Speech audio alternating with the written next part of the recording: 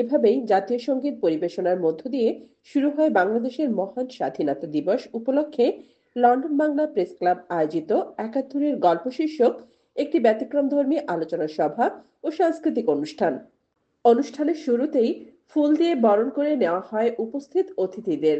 এরপর মুক্তিযুদ্ধের সময় ভারতের শরণার্থী শিবিরে আহত মুক্তিযোদ্ধাদের সেবায় নিয়োজিত ব্রিটিশ নার্স ভ্যাল হার্ডিং তার অভিজ্ঞতার কথা তুলে ধরেন এবং বাংলাদেশের মানুষের প্রতি তার ভালোবাসার কথা জানান। আমি একটু বাংলা বলতে পারি, but I'll have to do this in English. Yes, I was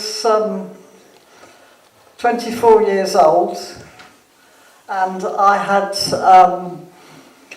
qualified as a nurse in London. I'm from London, I'm from South London, and we heard about the atrocities of March the 25th, and we felt we should go and volunteer to work in the refugee camps.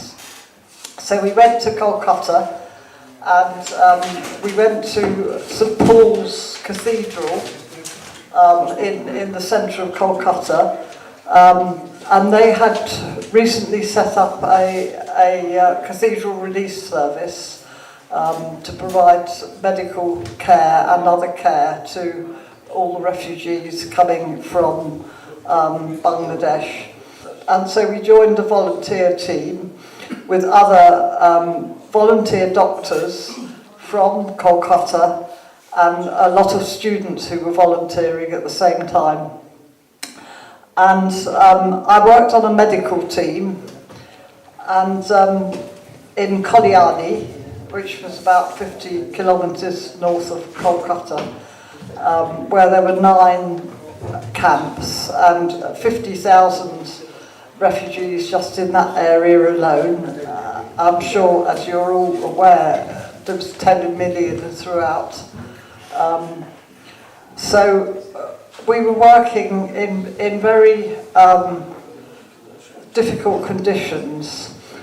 মুক্তিযোদ্ধারা বলেন, স্বাধীনতার পর আমরা যে স্বপ্ন দেখেছিলাম তা পুরোপুরি বাস্তবায়িত হয়নি, তবে নতুন প্রজন্মকে সত্য ইতিহাস জানানো খুব জরুরি। তারা আরো বলেন, এ ধরনের অনুষ্ঠানের মধ্য দিয়ে ১৯৭১ সালের শরণার্থী সংকট, আন্তর্জাতিক সহায়তা এবং প্রবাসীদের অবদানের বিষয়কেও তুলে ধরা দরকার। বাংলাদেশের মুক্তিযুদ্ধ ছিল আবহাওয়া জনগণের একটা স্বাধীনতা সংগ্রাম। এটা ছিল একটা জনযুদ্ধ এবং বাংলাদেশে শুধু শরণার্থী না, সাফারিংটা যারা দেশে ছিল যারা, তাদের কিন্তু কম সাফারিং হয় নাই। দেশান্তর দেশের থেকে যারা ছিল তারা কিন্তু গ্রামের পর গ্রাম দেশান্তর হয়েছে। যেমন আমি আমার নিজের মা বোন তাদের কথাই জানি, এক গ্রাম থেকে আরেক গ্রাম। বর্ষাকালে যখন বর্ষা নৌকা নিয়ে এক গ্রাম থেকে আরেক গ্রাম যাওয়া আশ্রয়ের জন্য, শেল্টারের জন্য, যে পাকিস্তানি সেনাবাহিনী তাদের হাত থেকে রক্ষা পাওয়ার জন্য কীভাবে মানে গ্রামের পর গ্রাম তাদের ছুটতে হয়েছে। আমরা মুন্সিগঞ্জে ঢাকায় যখন ছিলাম, এক ক্যাম্পে না এক গ্রামে থাকতাম, এক এক দিন এক এক জায়গায় থাকতাম। একদিন দুপুরবেলা রাস্তা দিয়ে যাচ্ছি আমরা 4-5 জন, যেতে যেতে এক বুড়ি মহিলার সাথে দেখা হলো। সে বললো, বাবারা তোমরা কিছু খেয়েছো? আমরা বললাম না, আমরা এখনও দুপুরের খাবার খেতে পারি নাই। তো সে আমাদেরকে ডেকে তার বাড়িতে নিয়ে গেল এবং তার বাড়িতে নিয়ে যেয়ে সে শস্য ফুল দিয়ে ডিম ভাজি করে গরম ভাতের সাথে আর সেই সাথে পান্না ডাল দিয়ে আমাদেরকে খেতে দিল। সেই শস্য ফুলের ডিম ভাজি এখনো আমার মুখের মধ্যে স্বাদ লেগে আছে। শরণার্থী শিবিরে আমরা প্রতি পরিবারকে 2 কি 3টে করে কম্বল দিচ্ছিলাম। এক একটা পরিবারে হয়তো 7-8 জন লোক আছেন, কিন্তু আমরা 3টার বেশি দিতে পারছি না, সবাইকে যদি কম্বল দিতে হয়। তো আমিও দেখতে গেছি যে কেমন হচ্ছে কাজটা।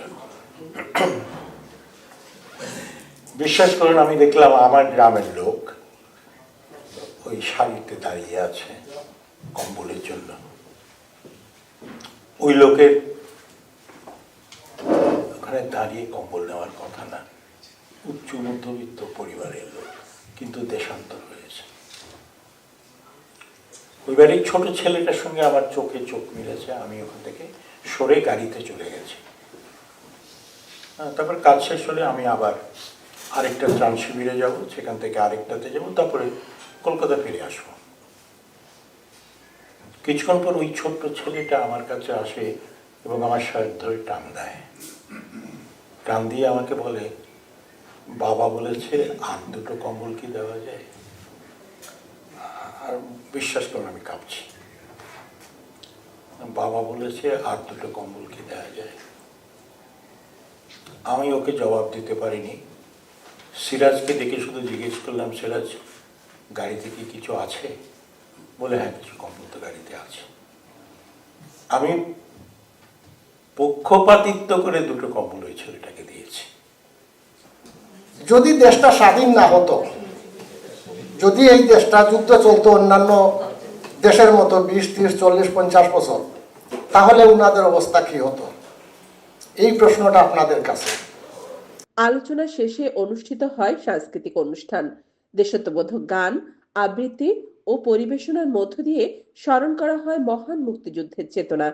প্রবাসে বেড়ে ওঠা নতুন প্রজন্মকে মুক্তিযুদ্ধের সঠিক ইতিহাস জানাতে এ ধরনের আয়োজন গুরুত্বপূর্ণ ভূমিকা রাখবে বলে মনে করছেন আয়োজকরা।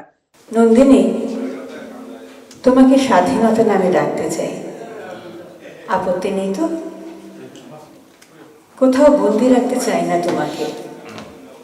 বাদ কিংবা বিষদবাদে, বিকৃতি কিংবা মুদ্রণ প্রমাদে, হিংসা কিংবা মিথ্যা আশ্বাসে, নিয়তি কিংবা বদ্ধ নিঃশ্বাসে।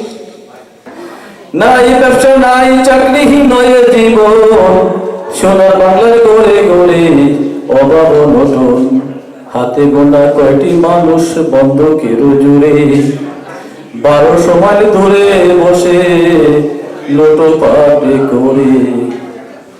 স্বাধীনতা, তুমি শহীদ মিনারে অমর 21শে ফেব্রুয়ারি উজ্জ্বল সভা। স্বাধীনতা, তুমি পতাকায় শহীদ স্লোগান মুখর ঝাঁঝালো মিছিল। যে ছেলেরা সারা জীবন খায় লাথি কি চড় ও চাটি, ওদের কাছে প্রশ্ন করো, ওরা কি সত্যি জানে স্বাধীনতা কাকে বলে? 25শে মার্চ দেহ মন বিনম্রে নিজিত ছিল মধ্যরাতে প্রথম ভোরের স্বপ্নচরিত আলোর জন্য, যেমনটি তোমরা চেয়েছিলে।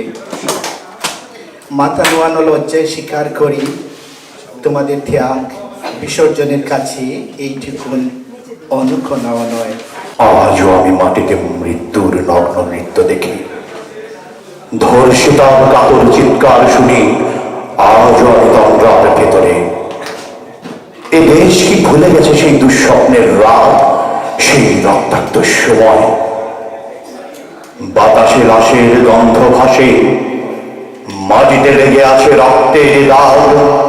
এই রক্ত মাখা মাটির ললাটে ছুঁয়ে একদিন যারা বুক বেঁধেছিল, জীর্ণ জীবনের পুঞ্জে তারা খুঁজে নেয় নিষিদ্ধ আধার।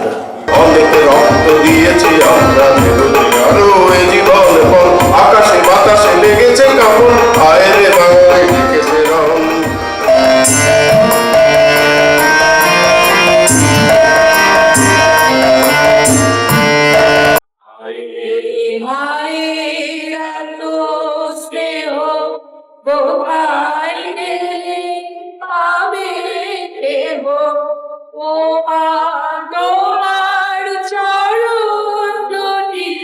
ও এ আমার দড়ি